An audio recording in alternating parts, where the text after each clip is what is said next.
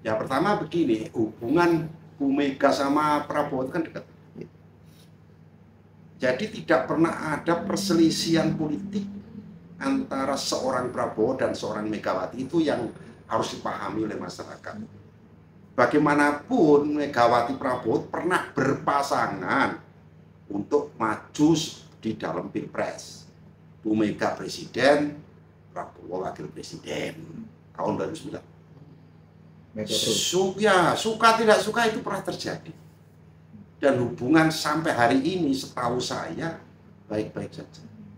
Hubungan Gerindra dengan PDI Perjuangan juga asik-asik saja. Baik itu antara Pak Prabowo dengan Bu Mega ataupun ketua harian dan ketua partai di DPR antara Pak Dasko dengan Puan Maharani misalnya. Itu nggak pernah ada konflik, setahu saya ada oke-oke aja. Jadi seandainya ada pertemuan, ya biasa saja dan pasti itu akan terjadi.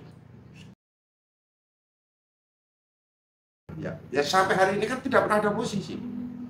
Pemerintah kita nggak pernah ada oposisi di politik kita ini. Ada di luar kabinet bukan berarti oposisi. Di dalam kabinet bukan berarti tidak beroposisi. Kan begitu. DPR itu sebenarnya oposisinya pemerintah, DPR secara kelembagaan. Artinya sebagai pengawas dan lembaga kontrol pemerintah, dia beroposisi. Oposisi dalam pengertian ini adalah memberikan pendapat yang berbeda. Baik dia yang berkoalisi maupun yang tidak berkoalisi dalam pemerintahan, itu sering dilakukan di daerah-daerah maupun di nasional. Misalnya begini, bupatinya PDI Perjuangan. Bukan berarti fraksi PDI Perjuangan selalu yes man. Orang-orang menyerang bupatinya. Apakah itu disebut oposisi atau tidak? Susah kan? Artinya oposisi dalam pengertian seperti apa? Oposisi secara politik asal beda program hampir tidak ada di Indonesia. Karena kita presidensial. Oposisi yang dimaksud adalah di negara-negara yang menganut parlemen. Sehingga oposisi pemerintahan bayangan yang bisa menjatuhkan pemerintah dan menggantikan pemerintah. Seperti kalau bayangan kita seperti di Malaysia atau di negara-negara yang menggunakan demokrasi parlemen, berbeda dengan presidensial. Gitu. Ya, tapi ini artinya kontrolnya memang seharusnya DPR. Baik berkoalisi mau tidak berkoalisi, anggota DPR pasti kontrol. Dan itu biasa. Apakah koalisinya Pak Jokowi tidak ada yang menyerang Pak Jokowi di DPR kemarin? Banyak. Berbeda pendapat ada. Lalu karena dia koalisi biasa.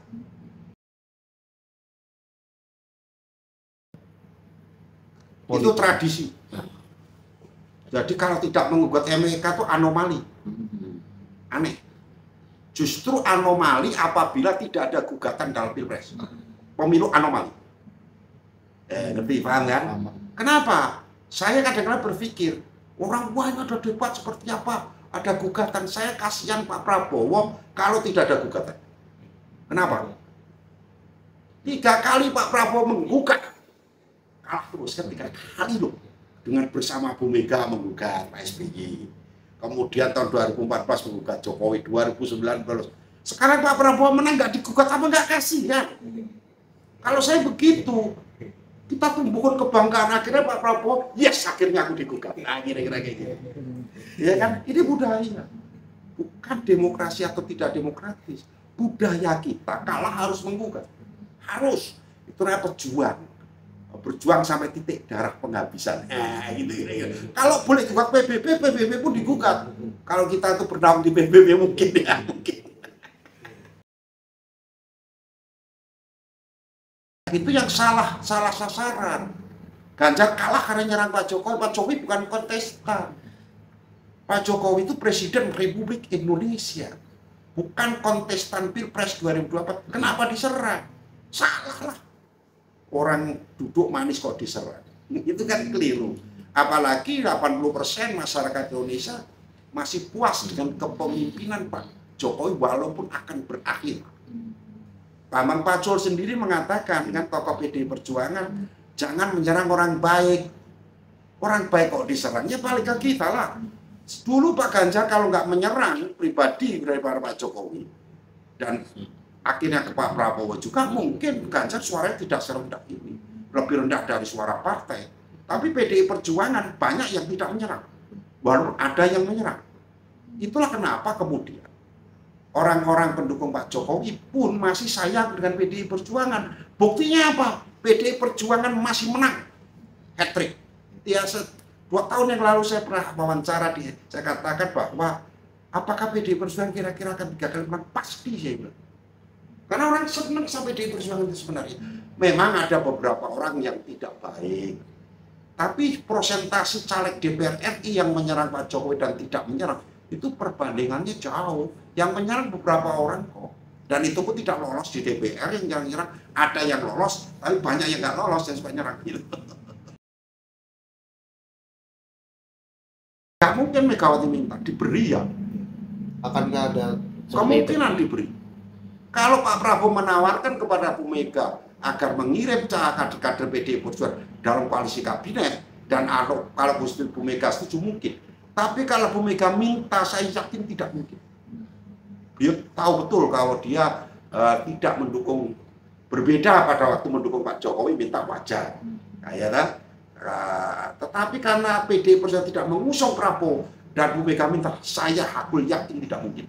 Tapi kan statement Puan itu mengarah ke sana mungkin? Enggak. Mengarah kebersamaan.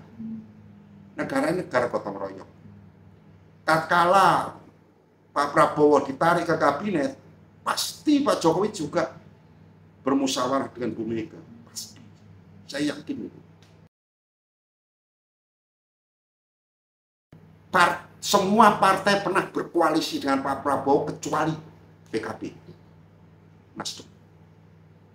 Hanya dari 8 pemenang parlemen sekarang ini, 6 partai itu pernah berkoalisi dengan Gerindra dan atau Pak Prabowo. PDI Perjuangan pernah berkoalisi di 2009, PKS pernah di 2014 dan 2019, Demokrat sudah, Nasdem dan PKB yang belum pernah. Gitu loh. Jadi kalaupun misalnya tidak diajak di di kabinet, harusnya Nasdem dan PKB kalau dari sejarahnya ya. Sejarah koalisi Indonesia antara Pak Prabowo dengan partai-partai politik atau Gerindra dengan partai-partai politik di forum nasional itu pernah terjadi dengan semua partai kecuali Nasdem dan PKB. Ya harapan saya semakin cepat semakin bagus, adem. 2 pemimpin bangsa itu bertemu, makan bareng, itu rakyat udah seneng kok. Jadi melihat pemimpin-pemimpin rukun rakyat udah seneng. Nggak usah lah rakyat itu dijadiin macam-macam. Dikasih senyuman bersama antara pemimpin, itu sudah tenang. Jadi untuk menciptakan ketenangan masyarakat itu gampang. Sering-seringlah para pemimpin itu menunjukkan kebersamaan. Maka rakyat akan mengikuti.